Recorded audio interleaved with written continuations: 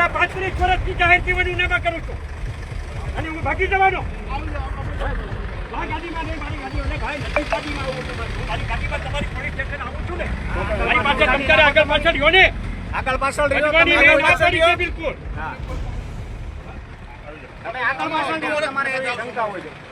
આ તમે જે દ્રશ્યો જોયા તે ગીર સોમનાથના ઉનાથી સામે આવ્યા છે. કોંગ્રેસના પૂર્વ ધારાસભ્ય પુંજા વંશ દ્વારા બ્રિજની ખરાબ હાલતને લઈને રસ્તા રોકો આંદોલન કરવામાં આવ્યું છે. તે દરમિયાન પુંજા વંશ અને કોંગ્રેસના કાર્યકરોની પોલીસ દ્વારા અટકાયત કરવાનો પ્રયાસ કરાતા માહોલ ગરમાઈ ગયો હતો અને આ પછી પૂર્વ ધારાસભ્ય પુંજા વંશને પોલીસ સાથે રકઝક થાય છે. પુંજા વંશ દ્વારા કહેવામાં આવે છે કે હું કંઈ આતંકવાદી કે બુટલેગર નથી કે તમે મારી સાથે આવો વ્યવહાર કરો છો. તો આવો જાણીએ સમાચાર વિસ્તારથી. નમસ્કાર, જમાવટ સાથે હું છું પાર્થ.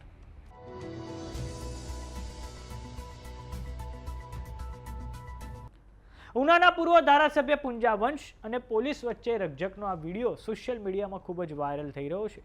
આખી વાત એમ છે કે ઉના ભાવનગર નેશનલ હાઈવે પર સામતેર ગરાડ નજીક રાવલ નદી પર જે બ્રિજ આવ્યો છે તેમાં ભંગાણના મુદ્દે કોંગ્રેસે વિરોધ નોંધાવ્યો છે. થોડાક સમય પહેલા જ આ બ્રિજ બન્યો છે, પરંતુ હવે વરસાદ પછી તેમાં ભૂવા પડી ગયા છે અને સળિયા દેખાવા લાગ્યા છે.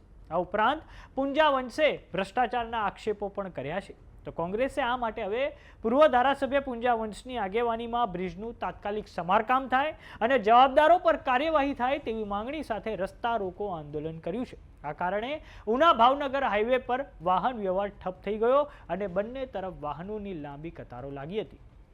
તો આ વિરોધ વચ્ચે સ્થાનિક પોલીસ ત્યાં આવી પહોંચે છે.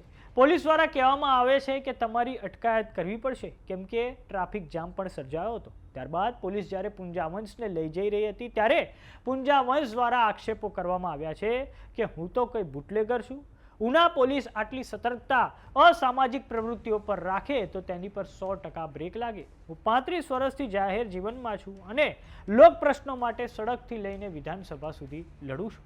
આવો નજર કરીએ દ્રશ્યો પર જે ઉના ભાવનગર હાઈવે પરથી સામે આવ્યા છે. અને आप मिट्टी डालते आप इंजीनियर, हम इंजीनियर नहीं है, फिर भी हम मानते हैं कि ऐसा नहीं होता. आप मशीन के इसमें प्रेशर करके डालेंगे तो सब जगह नहीं जाएगा.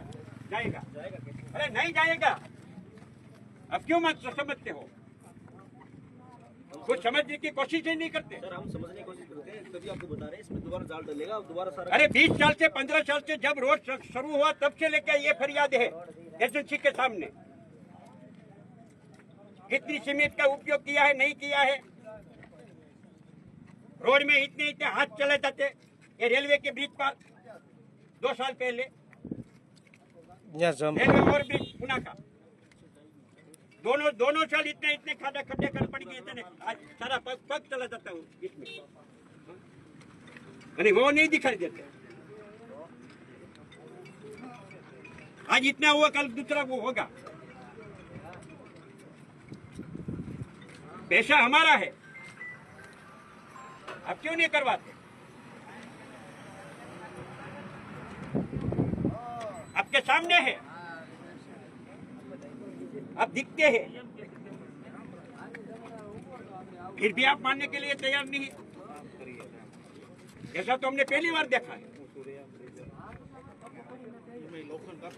लोखंड कटिंग करने के 7 हरी अंदर जाएगा है. 7 हरी में आपको ब्रिज રહેવાનો. तुम बोल रहे वाइब्रेट से जाएगा नहीं जाएगा.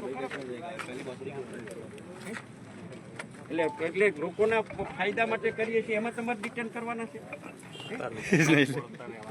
શું ડિટેન તમારે કરવાનું? એમની પણ ડિટેન કરવા માટે એમની તમે પણ એક માની લો કે જવાબદાર છે. પેલો આપનો પરિચય આપો, હું આપણે ઓળખતો. એ છે મુસાફરી. એટલે અમને શા માટે તમે ડિટેન કરો છો? એમની રોડ બ્લોક કર્યો છે તો લોકોની સલામતી માટે કરીએ છીએ. તમને એની સલામતી માટે કરીએ છીએ. તમારી માનવતા એટલી હોવી જોઈએ. હા, જેના પર શા માટે પણ તમે શા માટે રોડ ક્લિયર કરાવો ને સાહેબ? આવી જાવ એટલે તમે રોડ ક્લિયર. જે આયા અમારે નિર્ણય તો થવા દો. પેલા જે વાત છે, મુદ્દાની વાત છે એના માટે વાત તો થવા દો. જે છે એ શું કરવા માંગે છે એ ના પાડે છે. અહીંયા લોકોની વચ્ચે આખો ખાડો તમે અહીંયા ઉભા રહ્યો, ગાડી નીકળે એટલે વાઇબ્રેટ થાય. આખો રોડ વાઇબ્રેટ થાય છે. અને આ કટ કેટલી પડી છે નીચે એ આપણે દેખાય છે કે નથી દેખાતી? ભ્રષ્ટાચાર થાય માણા મરે એ કઈ નથી પણ આ કંપનીની સોને કરવી તારે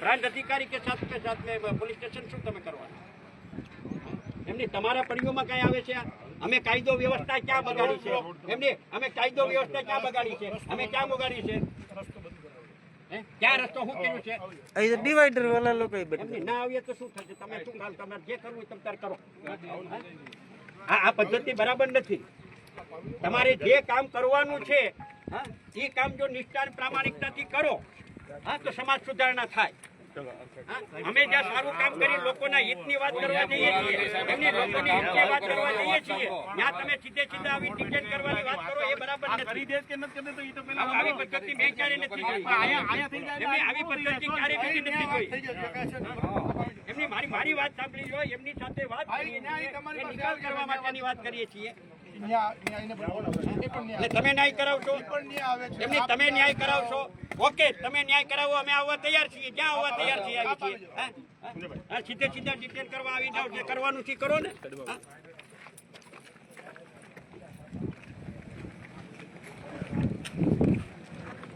છોડી દો ભાઈ અડવાનું નહીં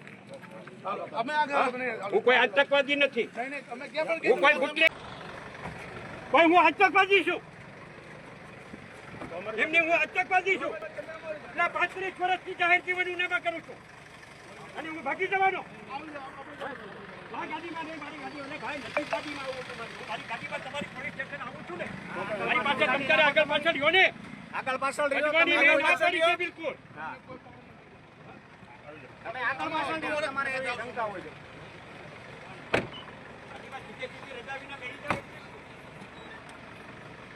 આગળ પાછળ કાઢી રાખો તમ તારે પાયલોટની પોતે ભાગી જવાનું હોય છે